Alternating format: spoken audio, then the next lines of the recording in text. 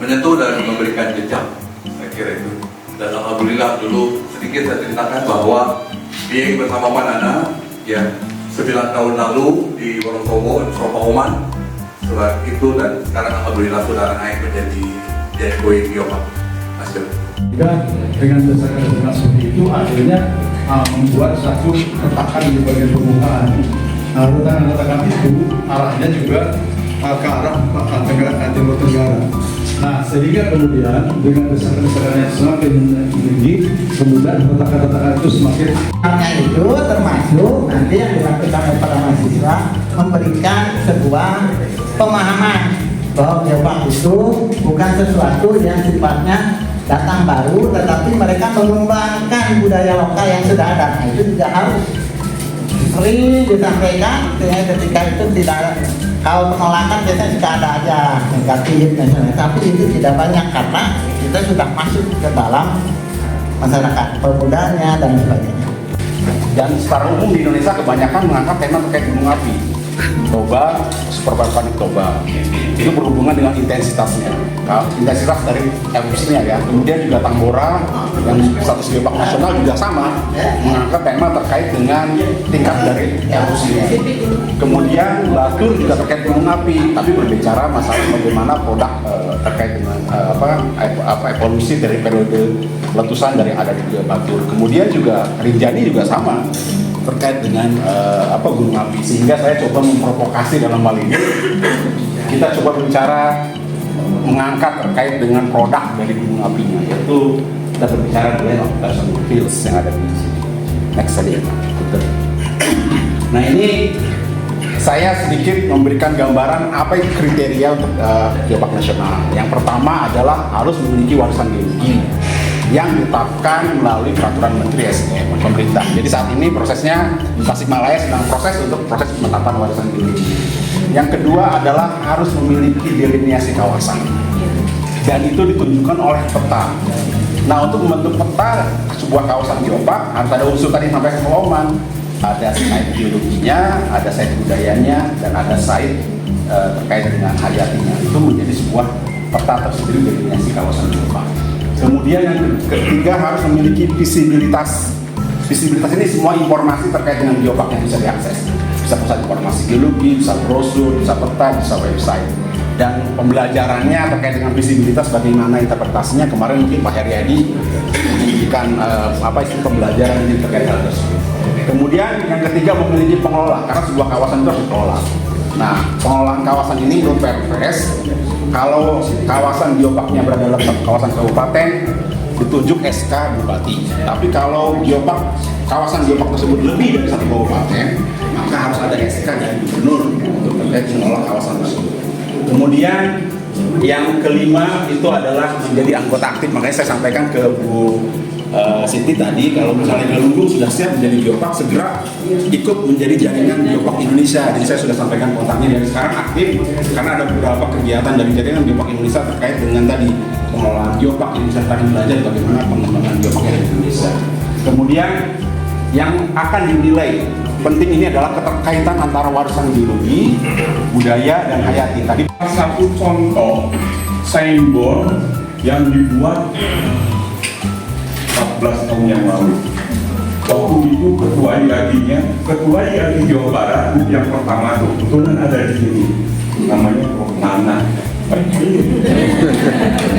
Dia ada ketua IAGI di Jawa Barat. Kemudian dilanjutkan kepala Lombok dan akhirnya Pak Dr. Hadi Jumanto juga. Beliau menggagas membuat signboard yang sekarang sudah 14 tahun aja ya Pak. Ya, ini cukup kokoh, ya, membuat 3 biji dan sampai sekarang masih utuh ini. Jadi kalau kita masuk ke Tahura, ini bisa menjelaskan tentang bagaimana sejarah pembentukan Gunung Sunda, Kabupaten Belaku, Domas dan sebagainya. Sekarang saya ada sebetulnya bagaimana masyarakat mendukung geopark. Ini sebetulnya ada undang-undang tentang perencanaan pembangunan nasional pun mensyaratkan bahwa pembangunan harus mengikutsertakan masyarakat. Dan kemudian kalau ditarik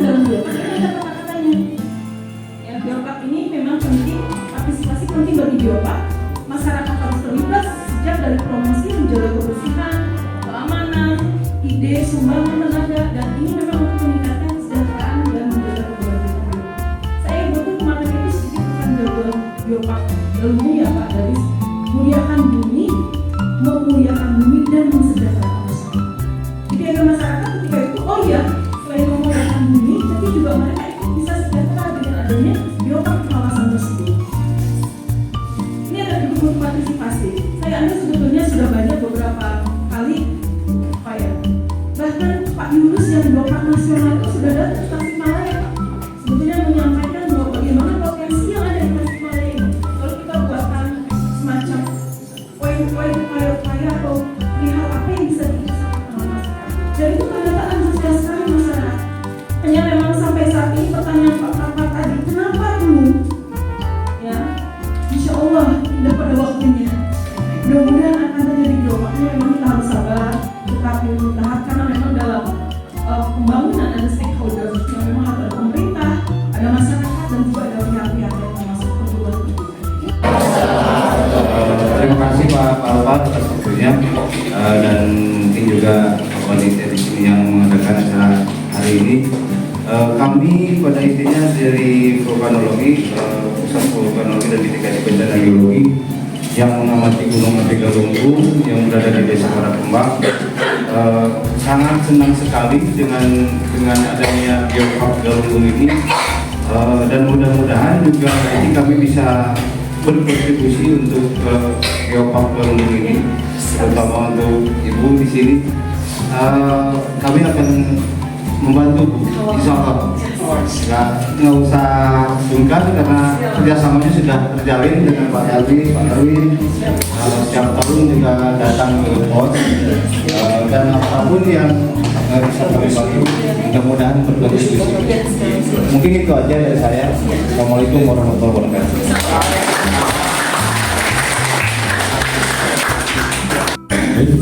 Terima kasih. Assalamualaikum warahmatullahi wabarakatuh. Dengan kegiatan yang telah dilaksanakan dari kemarin sampai dengan saat ini merupakan suatu kebanggaan buat kami, terutama kelompok informasi masyarakat desa, literasi desa dan Biopark Galunggung. Dan alhamdulillah di tengah-tengah kita juga sudah berada ketua forum di Kabupaten Tasikmalaya, yaitu Pak Iman. Mungkin Pak Iman juga bisa memberikan ini juga patah dua kata-kata terhadap kegiatan yang sekarang. Tentunya artinya kami sebetulnya kemarin cerita sedikit bahwa PEP adalah memberikan peluang buat saya untuk berinteraksi dengan Pak Heri untuk mengadakan kegiatan yang tentunya dibutuhkan oleh Biopark Galunggung. Dan alhamdulillah Pak Papa dan PP mendukung, dan sekaligus terutama Pak Heri dan Pak Oman telah memberikan materi tentunya. Dan harapan kami sekali lagi semoga Biopark Galunggung ini bisa terlaksana. Dan mohon izin juga Pak Heri. Terima kasih. Mungkin itu saja dari Romi. Mungkin dari forum Kim Kabupaten Tasikmalaya. Baik, terima kasih. Assalamualaikum warahmatullahi wabarakatuh.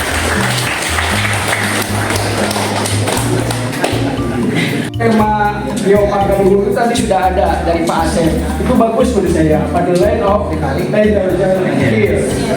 cuman kalau kita pakai tema itu, pastikan ada yang dikonsultasi itu emergennya. Jangan sampai nanti temanya itu ketika siswa datang, kemudian seluruhnya udah nggak ada satu pun. Itu aja guys. Jadi aturan tema itu sudah ada, Pak Asep sudah bikin. Tapi di situ ada pesan kita harus menjaga sisa-sisa dari tenda terkir. Vulkanologi yang dari Kim dan juga dari forum dan seluruh mahasiswa dari PEP Bandung. Terima kasih banyak sudah hadir di Universitas Siliwangi, dan dari ISIL juga kita harus belajar juga ke PEP Bandung, insya Allah. Mengucapkan terima kasih atas kehadirannya di Universitas Tasikmalaya, dan saya atas nama Jurusan Pendidikan Geografi Fakultas Keguruan Tinggi Pendidikan dan pimpinan Universitas Siliwangi mengaturkan banyak terima kasih. Mudah-mudahan kegiatan ini adalah langkah awal kita untuk bisa bekerja sama lebih lanjut lagi. Dan mohon maaf apabila dalam penyampaian kami ada hal-hal yang kurang berkenan. Sukses terus untuk geologi, geografi, Biopark Galunggung Tasikmalaya. Terima kasih. Assalamualaikum warahmatullahi wabarakatuh. Terima kasih untuk promosi sekalinya. Alhamdulillah untuk rangkaian dari 2 hari yang dilaksanakan dari tanggal 30 sampai dengan 31 Mei 2025 telah selesai dilaksanakan. Mohon maaf apabila ada hal yang kurang berkenan dalam penyambutan dan lain sebagainya. Saya tutup dengan bacaan hamdalah. Baik, selanjutnya Bapak Ibu mungkin berkenan untuk bersama pembidang